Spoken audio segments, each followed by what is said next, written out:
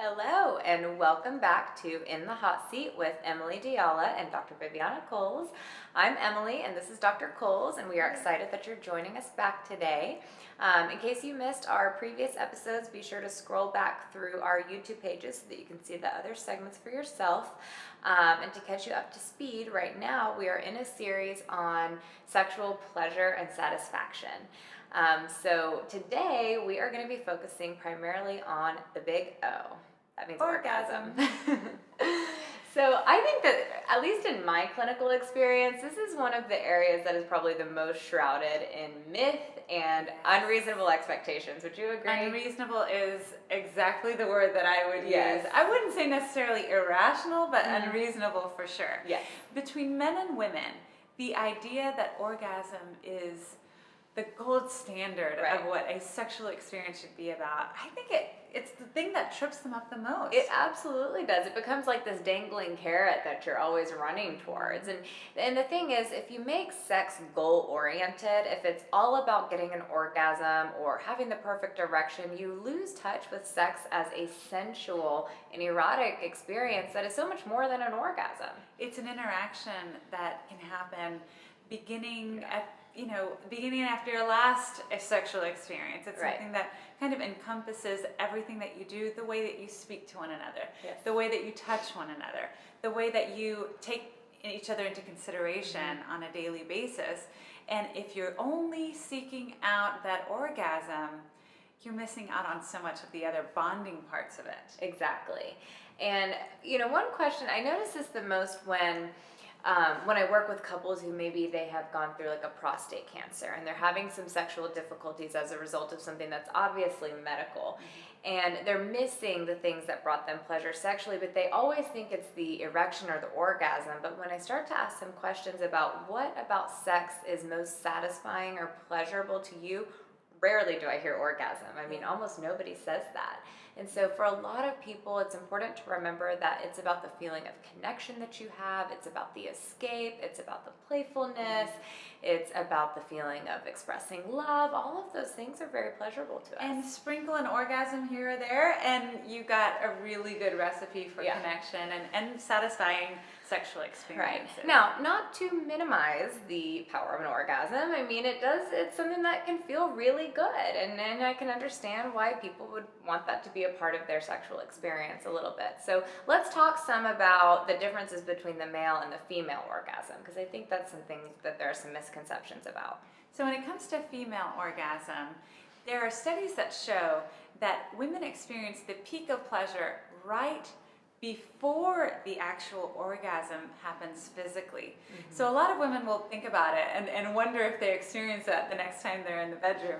Right. But for a lot of women, it's that buildup. It's the intensity right before, and then pleasure actually drops off right at orgasm. The other statistic I think is important to keep in mind, because a lot of women feel like there's something wrong with them if they're not having an orgasm through intercourse alone. So the fact is that only, and the stats vary a little bit here, but only about 30% of women, Or up to 30%. up to 30% of women can have an orgasm through penetrative sex. And that means no clitoral stimulation. And of that 30%, there's even a smaller percentage who can rely on that consistently to have an orgasm. So I want men to rewind and listen to that Please. again. And again. Because it's very important that you realize that you might be trying to seek out something at every sexual experience that just isn't going to happen. Right. And we don't want you to be disappointed, and we don't want you to cast off all the other parts of the sexual experience that can really help to bond you, and that your partner, if she's a woman, is really looking forward to. Exactly. And it can really put a damper on the whole situation. Yeah, if she feels pressured by you. Or that's if your like a bodies sexual don't turn work on. exactly how you were hoping to, Right. as a male or a female, it's really important to take a look at the entire experience and look for those feelings of connection and of pleasure, which can come in different ways. Right, definitely. And I think we have to talk about the clitoris a little bit, because that's a part of a woman's body, and most of the nerve endings on the clitoris are externally located. So just, the way our bodies are designed, the sensation is going to feel most intense when the clitoris is stimulated externally as opposed to internally. So that's where most of the magic happens. Which is is why using an external massager is something that is so prevalent, Right. especially with women who are experiencing solo sex or masturbation. They have honed in on the sensations that can stimulate the clitoris externally, and that is also something that you can do with partnered sex as well. Right.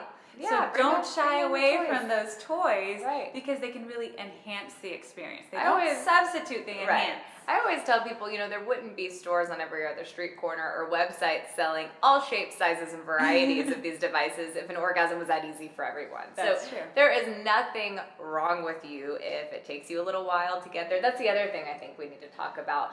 On average, expectations. it takes women a little bit longer to have an orgasm than it does for men to have an orgasm. So to buy into that Hollywood myth that you should, climax at the same time Right. simultaneously, and that if you don't, then sex isn't as good, you're going to feel disappointed, because that's not a Absolutely. realistic expectation. And with most of my clients, I have to explain to them, and it's not so much that I'm explaining, I'm just kind of showing them what's already there and what they already know.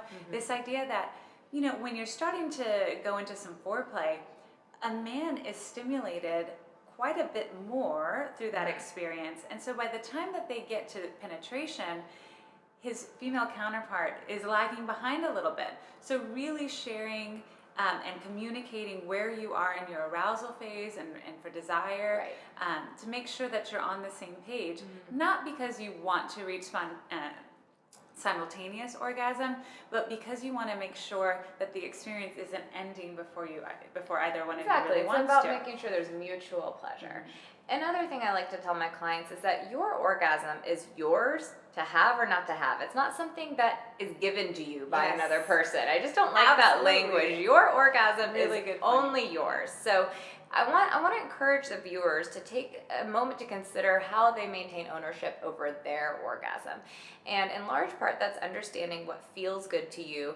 You remember in the last episode, we talked about arousal happening in the brain first. So think about what stimulates you cognitively, emotionally, and then, of course, physically.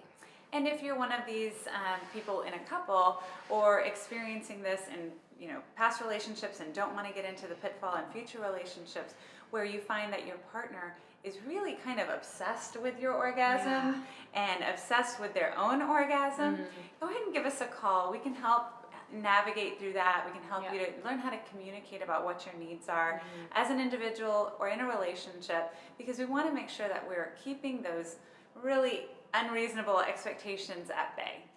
So thanks for joining us today, guys. We want to, as always, send you off with a challenge, something you can think about between now and our next episode.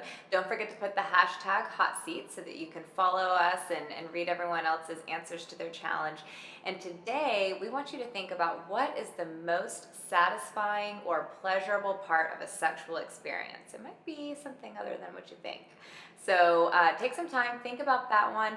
And if you're in a relationship, definitely talk to your partner about it. We want to hear all of your reactions. Be sure to leave it in the comments section, and we will touch base next time. See you later.